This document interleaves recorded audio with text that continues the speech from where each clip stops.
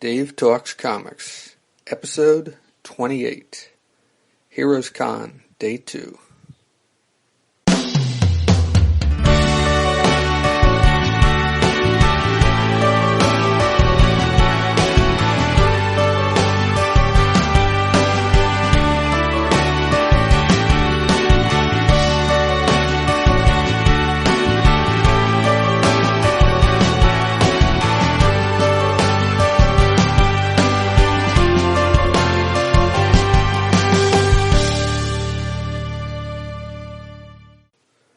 Dave Talks Comics is a podcast on the subjects of comic books and cartoons. I talk about the comics I have read and the cartoons I have watched. Dave Talks Comics can be found on the web at davetalkscomics.com. On Twitter, at Dave Talks Comics. Email can be sent to dave@davetalkscomics.com. On this episode, I'll be talking about Day 3 of my Heroes Con vacation, which was Day 2 of Heroes Con. I spent most of this day in panels, a little bit of time on the showroom floor. I recorded a couple of the panels, and I will be releasing those a little later as part of my Heroes Con coverage.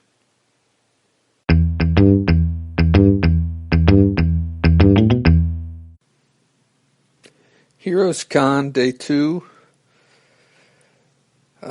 Didn't do quite as much today, or at least didn't see as many people, or talk to as many people as I did during Day 1. Didn't spend anywhere near as much time on the show floor as I did on Day 1. I got there before the show opened. I drove about 5 miles, something like that, to a bagel place called Poppy's Bagels and More, something like that. Had a couple bagels over there, one garlic, one blueberry, and some juice. It was okay. It was pretty good, you know. I mean, it was a decent bagel. But I didn't come to North Carolina for bagels, so I'm not exactly expecting the best bagel I ever had. So I drove back to the hotel, I got my stuff together, and then I caught the train, the Lynx, to the show, to the convention center. Nothing really to report there. Got in line, got into the show. The first panel I wanted to go to was at 10:30. The show opened at 10. So I really didn't have time to, time to do much. I looked around a little bit, but I didn't. Let's see, was that the point that I? Yeah, I looked around a little bit, and I think that's when I picked up. I found one dealer who had a box of old, like, Marvel magazines, including a lot of old Conan magazines. I ended up picking up Conan Saga numbers 85 and 86, which reprint 6 parts. I'm not sure which issues of Savage Sword of Conan these come from. Well, it's not all from Savage Sword, I don't think. Because there's also because it features a team-up between Red Sonja and Conan. And I think between these 2 issues of Conan Saga, it reprints the full story. And also Belit, I'm not sure how it's pronounced, is also in this story. And at first I thought this was the first appearance of Belit, but it's not. Well, I mean, it's a reprint, of course, but I thought it was a reprint of her first appearance, but it isn't. Because at the beginning of issue 85, it actually has a recap of episodes from Conan the Barbarian, numbers 57 to 63. So this isn't from Savage Sword, I'm sorry. I can probably look this up and add it somewhere as an addendum to this, as to which issues exactly it reprints, because it isn't real clear from what I'm looking at here. So So I picked those up, and then I went upstairs and I went to the Mark Waid panel. And Mark Waid spent some time talking about, first when I walked in, I got in there late, about 5 minutes late, and he was talking about his company, Thrillbent, which does web comics. And the most interesting thing from that is that apparently they have brought back a series which I read about 10 years ago when it came out, or may have been 12 years ago, something like that, called Empire, which I haven't read since then, but I really enjoyed. And basically, the way Mark pitched it to us is what happens after the bad guy wins. And that's kind of what the original miniseries of Empire was. It was just 6 issues. Basically, the bad guy has won, and he's kind of consolidating his power, but all the good guys have been killed. And as I recall, it has to do with people within who work for him, who now he is suspicious of. And it's I think, as I just said, it's kind of how he consolidates his power. And so they apparently had ideas to continue the story beyond the original miniseries 10, 12 years ago, back in the early 2000s. And he did this with I can't remember the guy's name. I'll have to include that in the addendum also. But they had ideas to continue it, but they just couldn't. Their schedules didn't work. They couldn't get together. Brandon Peterson? Maybe. That might be it. So they had ideas on how to continue the story, but they couldn't get together until now. And so now I think it picks up right where the other left off, but that's one of those things I got to look into, Thrillbent. And he was talking about the model they have for Thrillbent, how you pay, I think it's $4 a month, and you get unlimited access to everything they've got. And in the case of Empire, at least, which is the thing that interests me the most, they're releasing new chapters every 2 weeks. So I'm definitely going to look into that. And then he talked about, I've heard Mark Waid talk a number of times on Word Balloon and possibly other podcasts. And so not all of this was 100% new, but there was questions about, his various work and about creator-owned versus working for a company and the advantages and disadvantages, because I think he had a rather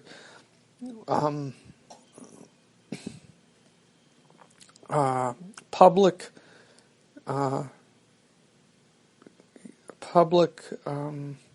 break, let's say, with DC Comics about a year or so ago, and he wouldn't name them, but he did say that there was that one of the big two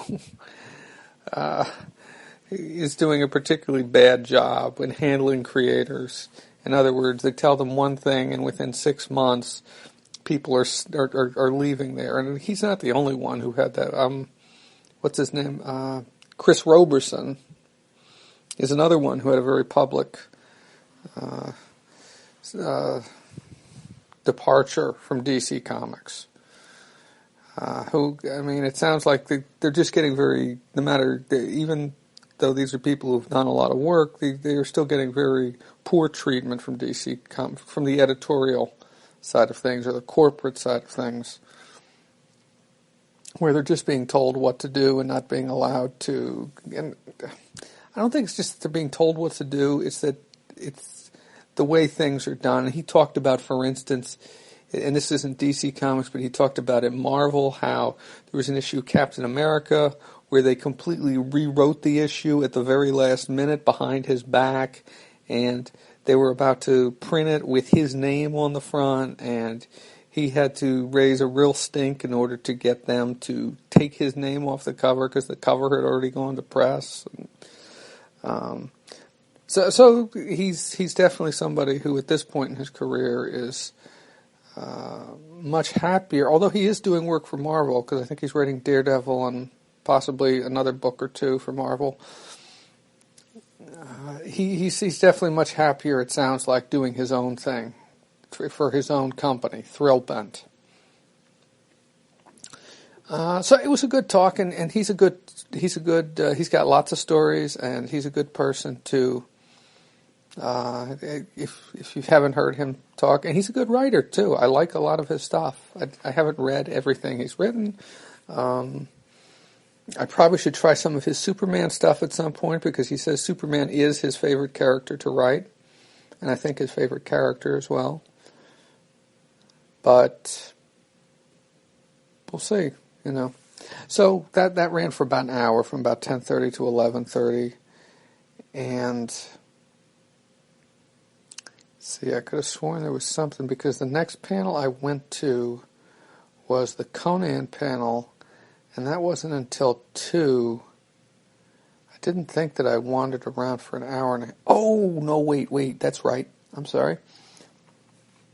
After the Mark Waid panel, I was hanging out, and I ran into Tim O'Brien, and we spoke a little bit, and he gave me a copy of his book that he did with his brother John, Mars Maps. I experienced the same thing last time. When I saw them at Appleseed Con, I looked at it and I thought it said Mars, and it says Maps. That's the name of the book. Which I meant, they offered me a copy last time, and I meant to take one, but I ended up walking off without it, even though I bought something else from Tim, a book called Space. And actually, we talked about that a little bit today. Because there was a little bit at the end of that. It's a short story. Space was a mini comic. There's 2 stories in it, and he and John Dudley did one of them. John Dudley wrote it, and he drew it. And I'm not sure. Maybe they wrote it together in some ways. I'm not certain where the line is drawn there. I guess the basic story was written by John Dudley, but I don't know how much input on how it was told that Tim had. So,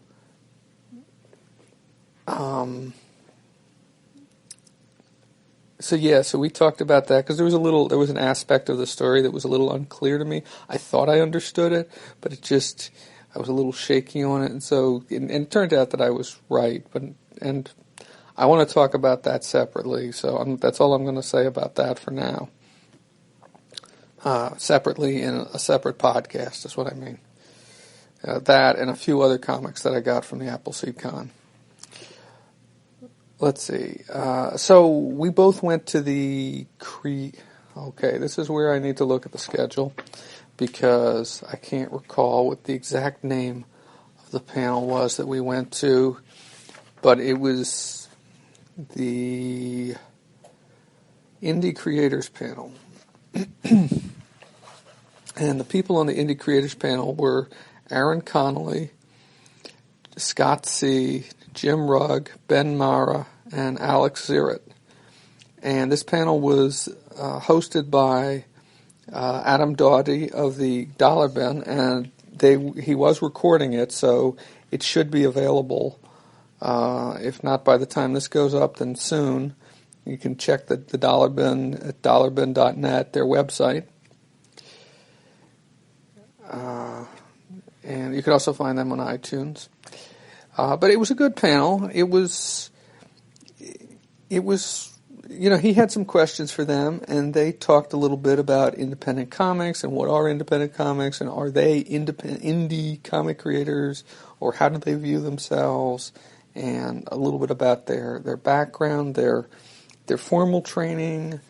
Trying to remember some of the other things that. But it was stuff along those lines, how they impact one another, who their influences were, who influenced them as they were creatively. I don't think he got too much into process. I don't think they went very deep into process, if at all. But that was a good panel, and it was a good discussion, and they all seemed to be engaged, and they seemed to be interested in talking about the subject, and that always makes for a good panel, I think. So that ran from noon to 1, and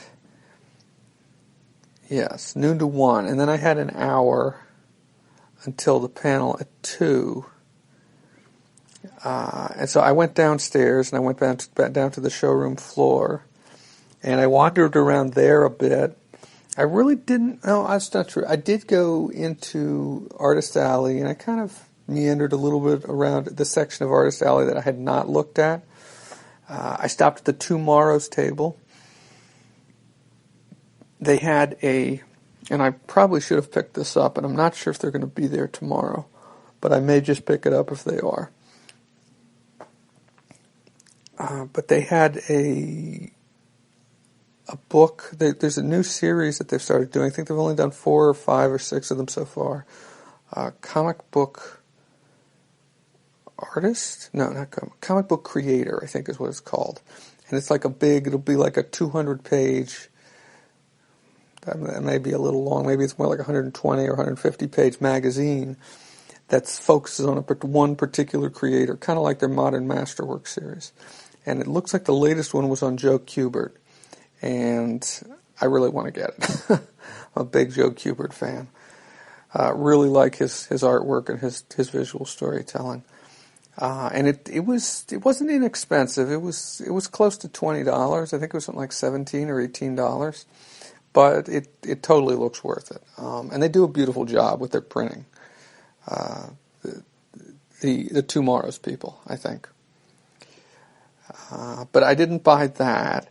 But I did wander through some dealers' tables, and dealers, I guess, retailers, and I came across one table where they had a bunch of stuff discounted. There was a lot of dealers. I was looking for some Iron Man. I want to get the Iron Man issues. The Jack. I want to get what I want to get is.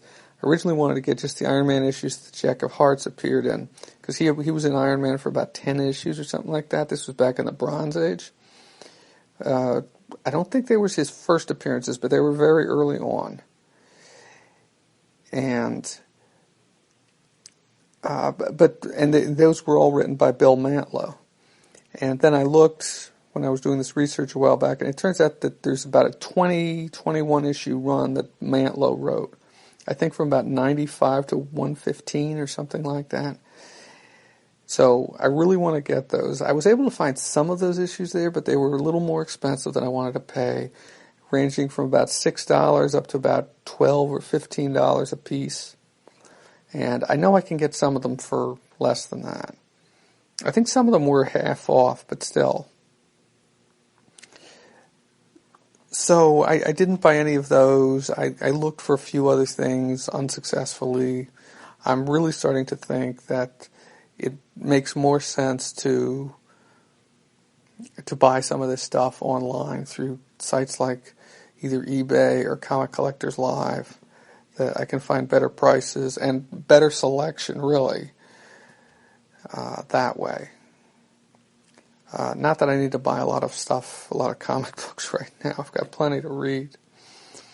But as I was wandering around, I did come across a table, and I found a couple dealers' tables like this where they had books that were pretty heavily discounted, trade paperbacks that were pretty heavily discounted. At least half off or something like that, or sometimes more than that, sometimes like 60, 80% off. And sometimes these were books that were fairly expensive to begin with. So, like $40 books for like $10 or something like that. Or $12 or $15 for, a $40 book. But one thing that I did run across that I'd been looking, I was interested in reading, I've heard a lot of good things about it, is King City by Brandon Graham. And when I saw this, the note on the front had it discounted down to $2. And this book, let me see, it retailed for $20, and even that was a good deal because this book is over 400 pages long. It's a heavy book. And for $2 was all they wanted, and I think the reason why they only were asking $2 for it is because the binding, not the binding, but the the layer of plastic that covers the paper is kind of messed up on this, and it's kind of scraped up, and I guess they were having trouble moving it at any previous price, and so they had discounted it all the way down to $2. And Brandon Graham's one of those names that I've heard about on 11 O'Clock Comics quite a bit, and he's done a number of different things. In fact, he was even on 11 O'Clock Comics. I don't remember the episode. I can try and look that up and include that in the addendum. But he was on, he was on it, and he's done a book called Prophet, which I don't think is something he created, but it's something he was doing for a little while. I can't remember anything, but this is his own stuff. This is his own book. And I believe this is a collection of a longer, and I'm not sure if it was a webcomic or what it was originally, but so for $2 I couldn't resist, so I had to buy it.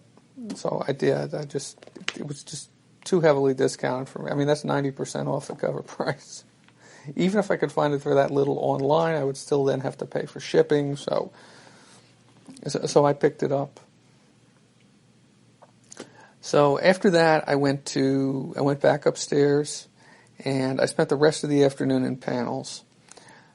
The first panel, or the next panel that I went to, was the Conan panel, and that was just Roy Thomas, who of course wrote Conan for quite a while, including the Conan stories in the Conan Saga issues that I picked up earlier that day. And the other guest on the panel was Tim Truman, who I haven't read a whole lot of the recent Conan stuff, but apparently he's been writing Conan for quite some time now. They said about 10 years. And they talked about their introduction to Conan. Oh, and the panel was hosted by, Scott Valeri, who apparently is a big Conan fan. A Robert E. Howard fanatic is how he's described in the description of the panel. So they talked about their how they got introduced to Conan, not as a comic book, of course, but as books and short stories that had originally appeared in pulp magazines. But I mean, they found them through the books, and I think it was the books with the Frank Frazetta covers. And then they talked a little bit about, I think, Roy Thomas talked about how Marvel acquired the Conan license and some of the little ins and outs of that. And then they both talked about their approaches to writing it. And yeah, I think that was about it. And I did tape this panel. There was no visual, so you won't miss anything on that front. I will have to, I'm pretty sure it came out okay. I just took a quick check to see how it came out. I'll have to, adjust the levels of the volume because I was just taping it like I'm taping this on my iPhone. And my iPhone was sitting on my lap, on my leg, just from in the audience. But they did have, microphones, so it's somewhat amplified, there. It didn't matter that I wasn't right next to them. My cell phone wasn't right next to them. So that was, and it ran about 70 minutes. It ran a little over. And right after that, so that ran over till about 2 or 2:15. Well, about 2:10, 2:15. And there was the next thing that I wanted to go to, which I did go to, but I was late getting there, was the Comics Regulation, Comics Censorship, Past and Present. This was the super panel for this year's Heroes Con, and it was broken basically into 3 parts. The first part was a discussion between Craig Fisher and, let me see if I get these names right now. Craig Fisher, Dr. Consuelo Francis, who is a teacher, who is a professor at the College of Charleston, and Christopher Brook, who's with the ACLU. And this part of the panel focused around a discussion of the recent South Carolina fun home controversy, where legislators in the House of Representatives tried to reduce state funding to the College of Charleston as a penalty for using Alison Bechdel's lesbian-themed graphic novel in a campus program. And I just read that directly from the description of the panel. And that was interesting. Of course, like I said, I missed the first 15 minutes of it. It ran for about 45, 50 minutes, something like that.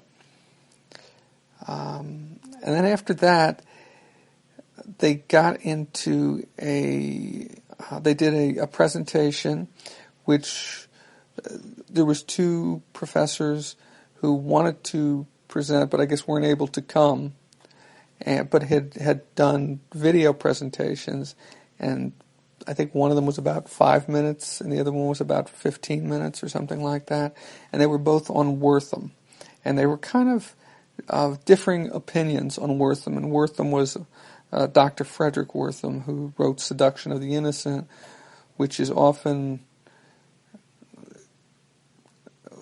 which is widely believed to have resulted in to have been the driving force that led to the Comics Code Authority, which of course restricted what could be presented in comic books. And in these two presentations, what you got were differing opinions. One very negative Wortham, one, I wouldn't say, well, I know he definitely said some, okay, and I should probably say who these two people were, give their names. She was Dr. Carol Tilley, who wrote an article about the distortions in Wortham's research. And he was, not Dr. Wortham, but the other presentation was Dr. Bart Beatty, who wrote Frederick Wortham and the Critique of Mass Culture.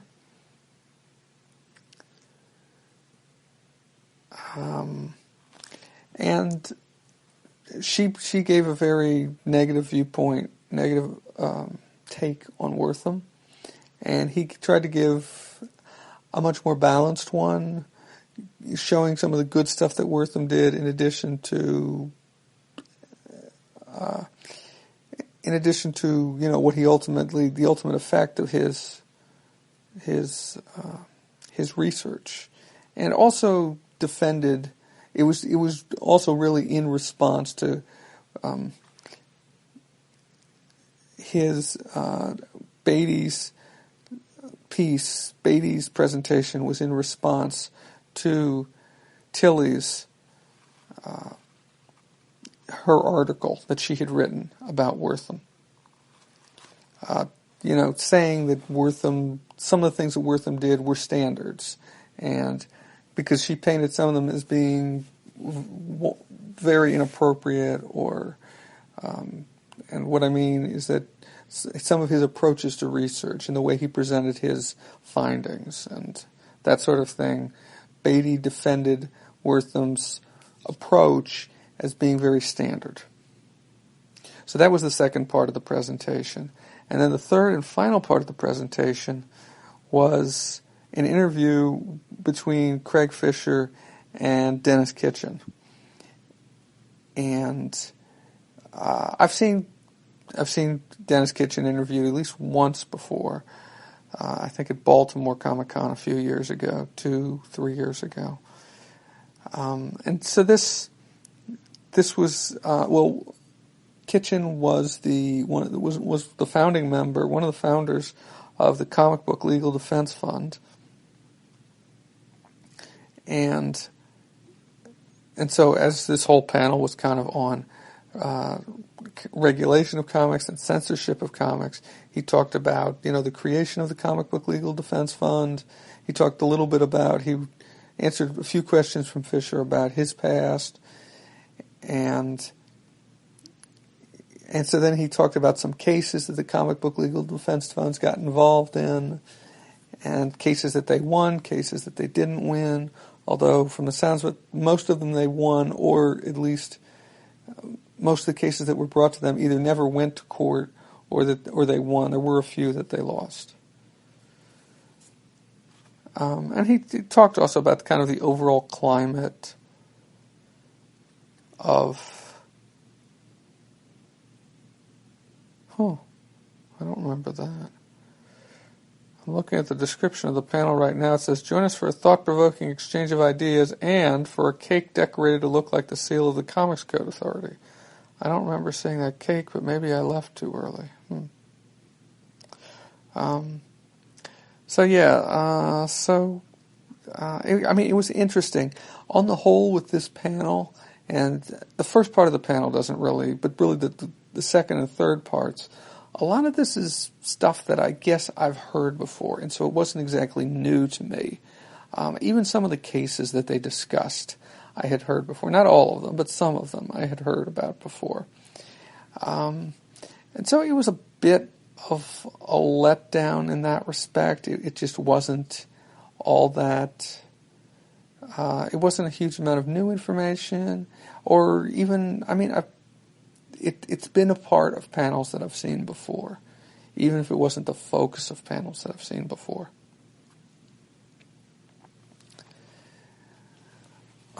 Okay, so one more panel. So that ran up until about 5 o'clock. And at 5 o'clock, I went back to the same room where the Conan panel had been, and I went to the Tomorrow's 20th anniversary panel. And as I mentioned before, Tomorrow's is the company that puts out magazines like Alter Ego and Back Issue and Comic Book Artist and the Modern Masters series. And I hope I got all those names of all those publications right. So this was John Morrow, John B. Cook, Roy Thomas, Michael Urey, and Eric Nolan Wethington, all of whom are part of the Tomorrow's group that does the writers, interviewers, etc., who put these books together. And they talked about their individual books. They talked about a little bit about the history of the books, how the books came to be, some of their challenges in doing the books, and what they had coming, what we had to look forward to in the months ahead, and up to a year ahead, I think, in one case. It was a very good panel. There were some great stories. I did tape this one. I should say that I like what they're doing more than I actually read them. I really think they're doing a great job, and I have some issues of their magazines, but I don't read them regularly. I don't buy them regularly, and I probably should. And I probably should find a way to work them into my regular rotation with my comic book reading and my other reading. But I'm really a big fan of what they do, and I think they deserve a lot of support, because what they're doing is they're chronicling and they're giving us in-depth information on the comic books and the creation process and the creations themselves and how they come to be and who the people are behind them and some of the stories behind them. And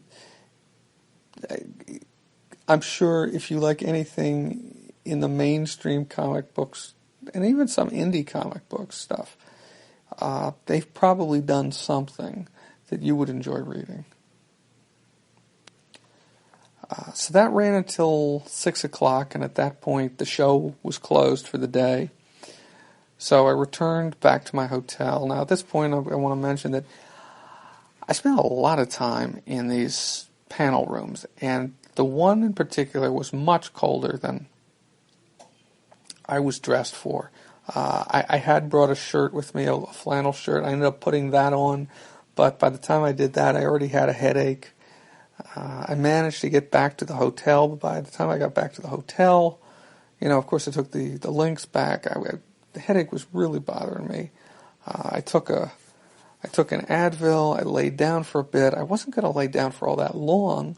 I did not have plans to go to the auction, but I did want to go out and grab a bite to eat.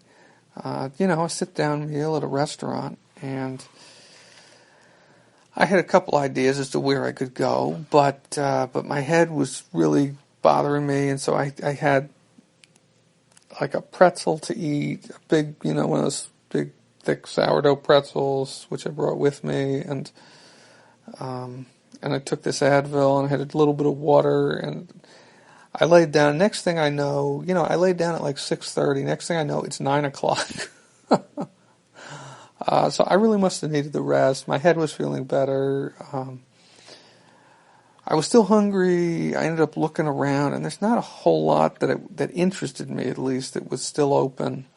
So I ended up just going around the corner to the Firehouse Subs and getting a sandwich there, a club sub, I guess it was, and brought that back to the room and ate that, and that was about it for my day. The only other things to note, I guess, I spent more on food today than I did on comic books or at the show. I didn't buy any art. I didn't look to buy any art, either prints or books. Well, prints or commissions or sketch cards or anything like that. So I spent $1 on those 2 issues of Conan Saga. I mean, $1 total. They were 50 cents each. And I spent $2 on King City. So that's $3 I spent at the show, as opposed to about $15 I spent on breakfast and dinner. And that's probably another reason why I got that headache, was that I didn't eat lunch, which was kind of stupid of me. I should have gone down to Einstein Bagels like I did yesterday or something and gotten something to eat. It's just stupid of me. But, so I spent considerably less today than I did yesterday. And let's see, we've got one more day of Heroes Con. There's a few panels I want to go to tomorrow. I think I'm going to try and leave by 5 o'clock. There's at least, I think there's a panel at 3:30 I want to go to. And I think that's going to be it for me, and then I'll probably take off and drive home. Yeah, I want to go to the, where is it? Sunday. I want to go to the Comics Journalism Roundtable panel. Yeah, that sounds like it could be. And I've seen a couple panels like this before, but it's been a while.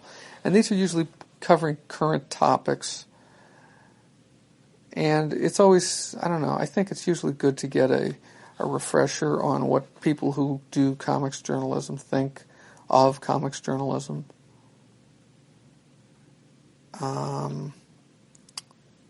Let's see, there's at least one other panel that I wanted to go to. Well, there was 2 panels that I'm kind of torn between, although looking at them now, I think I know which one I'm going to go to. One is Masters of Watercolor. Oh, wait a minute. Oh, but that conflicts with... Okay. There's the inking panel, which is one of the hosts... Well, both of the hosts, are Dollar Bin folks, Brandon Paget and Terrence Hoskins. And I have not gone to their inking panels before. I really should try and make it this year. Now that's at 1:30. At 2 o'clock there's the Masters of Watercolor panel, which I'm kind of interested in. Maybe I can catch the end of that once the inking panel is over.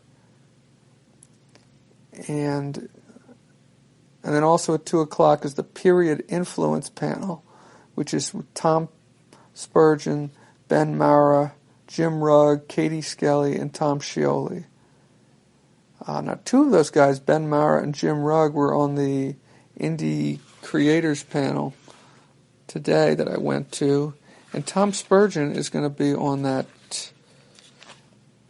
Comics Roundtable, the Comics Journalism roundtable panel that I'm going to later in the day.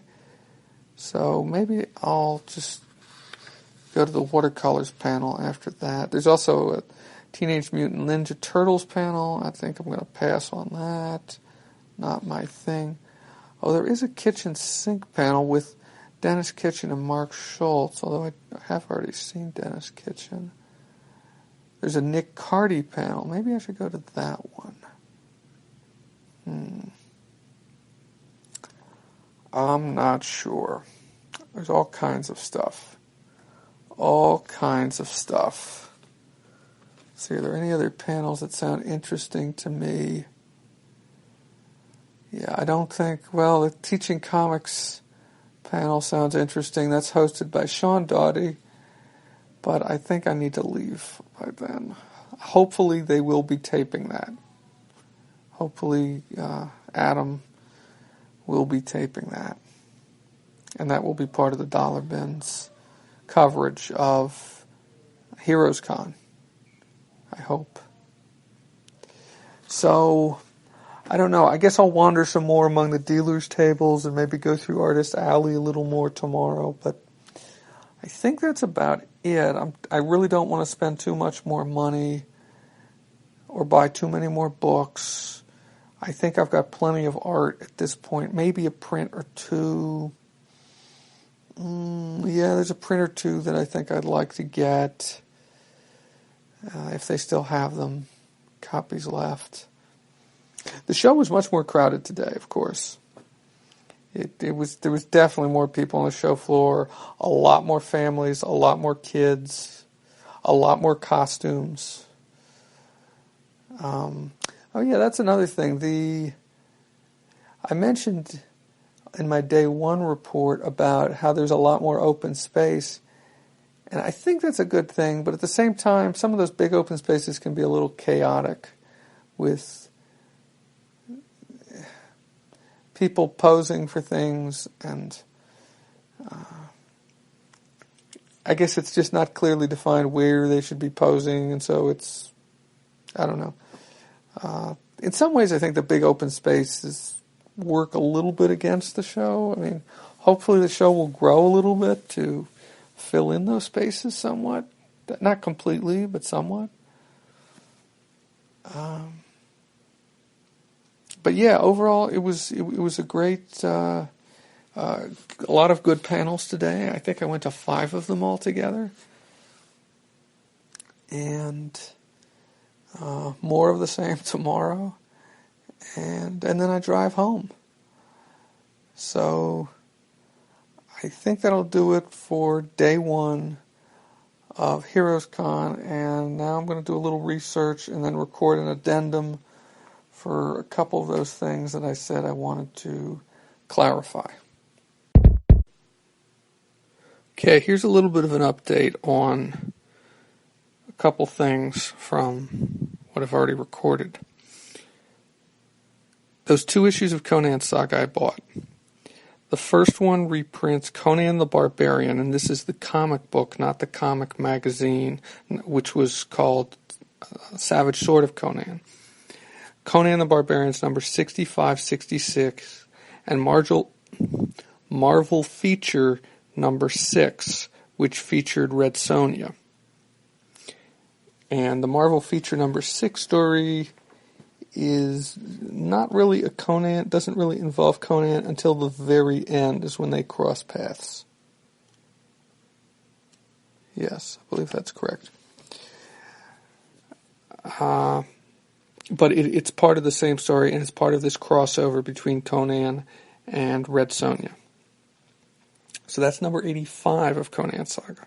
Number 86 then continues that and includes Conan the Barbarian's number 6768 and Marvel feature number 7. And I believe these stories came out, they originally printed around 1975, 76. The other thing about those stories is, as far as Belit goes, she first appeared in Conan number, where did I have that up? Here we are. She first appeared in Conan the Barbarian, number 59?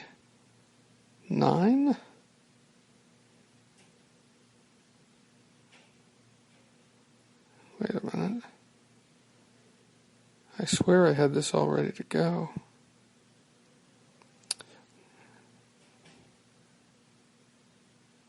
Number 50. I think it has to be 59 because she was not in 58. Characters. Oh, wait. Here we go. Yes. Yes. Yes, I believe she first appeared in Conan the Barbarian number 59. And so at the beginning of Conan Saga number 85, they have a recap of Conan the Barbarian issues 57 through 63. So it's in there that Belit first appears, and I think she continues to be a character in Conan for about 30 issues or something like that. And spoilers, I think she's eventually killed. But I think, yeah, like I said, I think she's in there for about 30 issues or something like that. But I haven't read most of those or any of those. So the first issues that Belit appeared in, the Queen of the Black Coast saga storyline, were reprinted in Conan Saga, but not the issues immediately preceding this one, but in Conan Saga issues 50, 51, and 52. And I think that's the only place that they were reprinted. Let me double check on that. Well, they've also been reprinted by Dark Horse in their run, but that's it, yeah. So I think that's it as far as the Conan stuff goes. The only other thing was on Empire, the artist for Empire, the story that Mark Waid did about the bad guy who comes to power, who wins the day, defeats all the superheroes, and has no superpowered opposition. The artist was Barry Kitson, not Brandon Peterson. Barry Kitson, Brandon Peterson. I'm not sure how I got those two mixed up, but anyway, that's it. Yeah, that's it for this addendum.